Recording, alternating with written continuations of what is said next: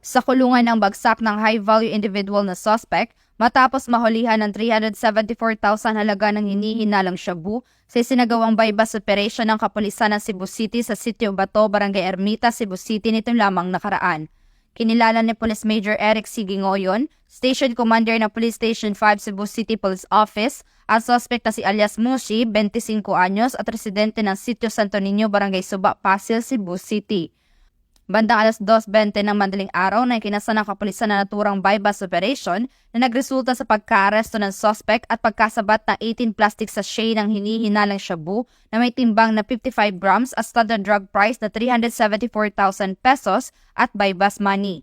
Samantala, kasalukuyang nasa kustudiya ng Police Station 5 Cebu City Police Office ang suspect at maharap sa kasong paglabag sa Section 5 at 11, Article 2 ng Republic Act 9165 o Comprehensive Dangerous Drugs Act of 2002.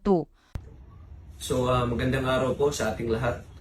So kanina ng madaling araw, 2:20 AM, so nagkandak ng isang bypass operation ang ating operatiba dito sa Barangay Ermita, Cebu City.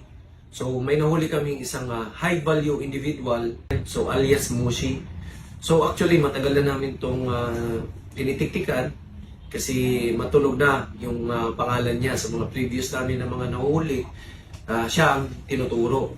So nakuha na namin siya kaninang madaling araw sa aming bypass operation ng 55 grams na merong standard drug price na 374,000. So ngayon nandito siya sa aming custodial facility while pending appropriate charges na i-file namin sa kanya. So reminder ko lang sa community, lalo na dito sa area na sakop namin na ang iyong kapulisan ng Police Station 5 ay hindi tumitigil sa aming advocacy against itong illegal drugs.